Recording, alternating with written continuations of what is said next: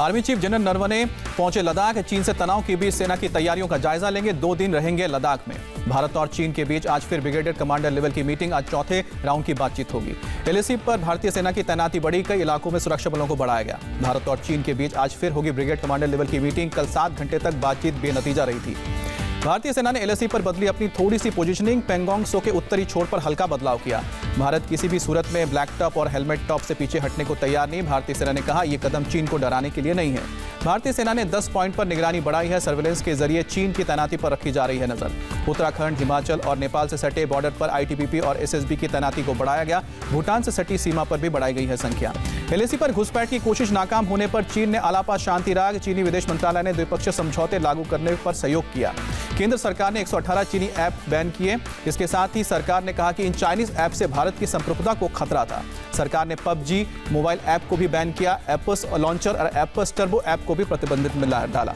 Baidu और Baidu express app पर ban लगा। चाइनीज ऐप फेस यू पर भी रोक लगाई गई है। चीनी ऐप पर भारत के बैन का अमेरिका ने समर्थन किया। आजादी पसंद देशों से इसी तरह की मुहिम चलाने को कहा है। राजौरी में पाकिस्तान की फायरिंग में सेना के JCO शहीद हुए। 4 दिन के अंदर दूसरी घटना। पुंछ के 2 सेक्टर में भी पाकिस्तान की ओर से फायरिंग की गई है। 3 दिन की यात्रा पर रूस की राजधानी मॉस्को पहुंचे रक्षा मंत्री राजनाथ सिंह SCO की बैठक में शामिल होंगे। सुशांत केस में आज ED कर रही है शौबिक से पूछताछ। NCB की जांच में भी रडार पर है शौबिक। थोड़ी देर में मुंबई के किला कोर्ट में ड्रग पेडलर जैद की पेशी होगी। NCB की टीम ने जैद को कल लेकर निकली। ड्रग्स चैट मामले में सबूत इकट्ठा करने में जुटी है NCB और अब तक 4 लोगों की हुई है गिरफ्तारी। NCB की बासित और जैद से पूछताछ में ड्रग्स सप्लाई और डिलीवरी चेन के बारे में जानकारी मिली। आने वाले दिनों में कुछ और लोग हो सकते हैं गिरफ्तार। CBI ने रिया के माता पिता से बुधवार को दूसरे दिन की पूछताछ की। DRDO गेस्ट हाउस में CBI के सवालों का सामना हुआ। बुधवार को सुशांत के फ्लैटमेट सिद्धार्थ पिठानी, श्रुति मोदी और सैमुअल मिरांडा से फिर पूछताछ हुई। स्टाफ नीरज और केशव से भी सवाल जवाब किया गया है। सुशांत केस में रिया चक्रवर्ती के पिता इंद्रजीत चक्रवर्ती से पूछताछ जारी। DRDO गेस्ट हाउस में पहुंचे हैं पूछताछ के लिए। सुशांत की बहन मीतू सिंह का ऑफिशियल स्टेटमेंट सामने आया है। मीतू सिंह ने मुंबई पुलिस को बताया था सुशांत की बॉडी को उसने बेड पर देखा था। मीतू ने 8 जून से 14 जून की एक बात मुंबई पुलिस को बताई है। कहा, सिद्धार्थ ने फोन करके सुसाइड की जानकारी दी थी। सुशांत की दूसरी बहन प्रियंका का बड़ा बयान। 2013 में सुशांत लो फील कर रहे थे। 2013 में सुशांत अंधेरे में मनोचिकित्सक से मिले थे। डॉक्टर से मिलने के बाद सुशांत ठीक हो गए थे। प्रियंका ने कहा कि 2013 से 2019 तक सुशांत ठीक थे। नवंबर 2019 में सुशांत ने दोबारा लो फील करने की अपनी बात कही थी। नवंबर 2019 में सुशांत ने इलाज शुरू किया था। सुशांत ने मुंबई के डॉक्टर करसी चावड़ा से दवा ली थी। मार्च 2020 में लॉकडाउन लगा। सुशांत ठीक नहीं थे। सुशांत किताबें पढ़ते थे, योगा और मेडिटेशन भी करते थे। प्रियंका ने कहा कि मौत से 10 दिन पहले सुशांत से फोन पर बात की थी। सुशांत लो फील कर रहे थे। सुशांत के पिता वकील विकास सिंह का बयान। कहा, परिवार के खिलाफ दुष्प्रचार किया जा रहा है। PM मोदी के नाम से जुड़े एक ट्विटर अकाउंट पर आधी रात के बाद हैकर्स ने अटैक किया। PM मोदी के पर्सनल वेबसाइट और मोबाइल ऐप से जुड़ा था यह अकाउंट। ट्विटर अकाउंट से देर रात कई सारे ट्वीट किए गए। PM रिलीफ फंड में भी डोनेशन देने की अपील की गई। करीब 1 घंटे बाद अकाउंट से ट्वीट्स को डिलीट किया गया।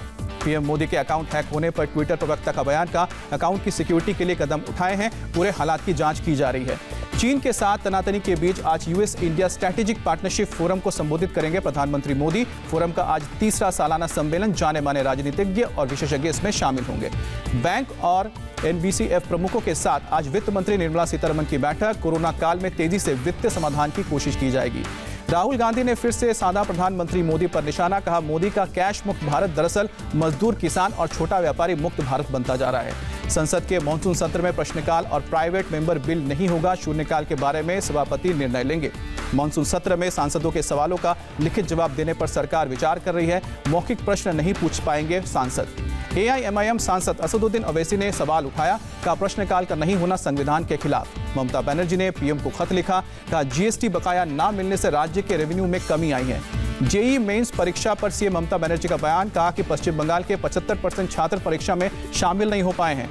JEE नेट के छात्रों की मौजूदगी इस बार पिछली बार की तुलना में सिर्फ 10% कम है। शिक्षा मंत्री रमेश पोखरियाल ने जानकारी दी। संसदीय समिति के सामने पेश हुए फेसबुक इंडिया के प्रमुख अजीत मोहन। पूछताछ के बाद 90 सवालों का लिखित जवाब देने को कहा है।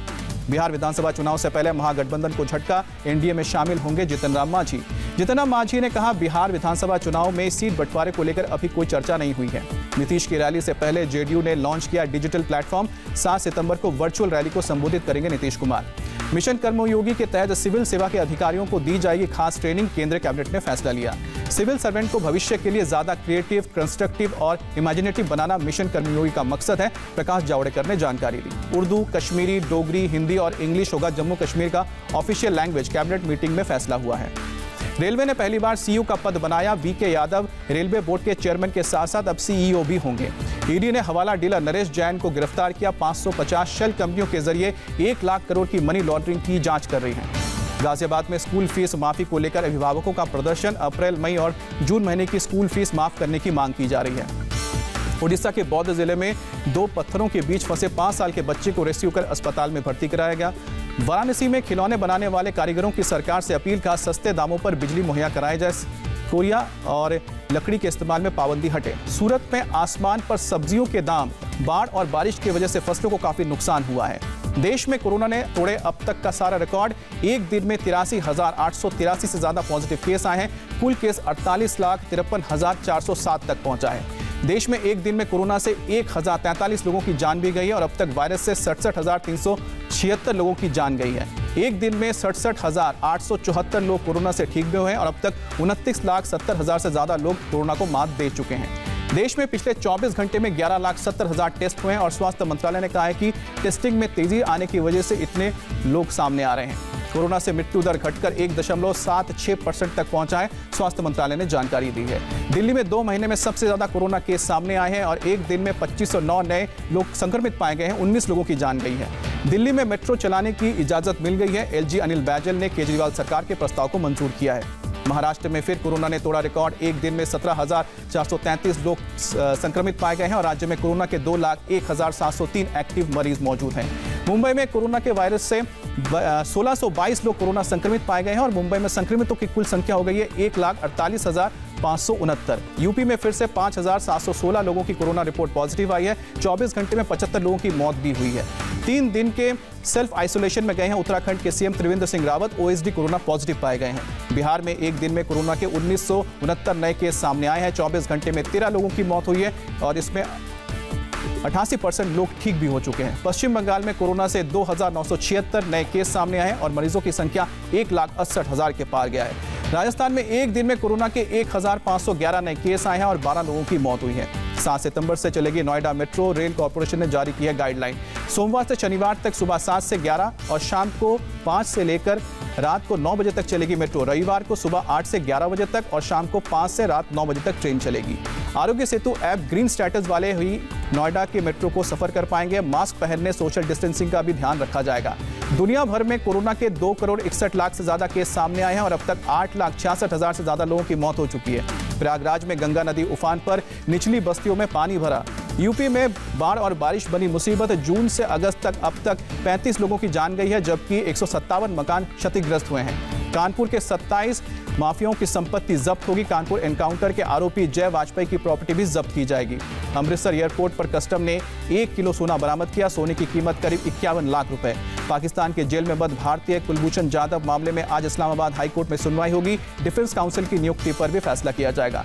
जिम्बाब्वे में हाथियों के बढ़ने से हड़कंप मचा। किसी जहरीले प्लांट के खाने की वजह से ही हाथियों की मौत की आशंका जताई जा रही है। अब तक 22 हाथियों की मौत हो चुकी है।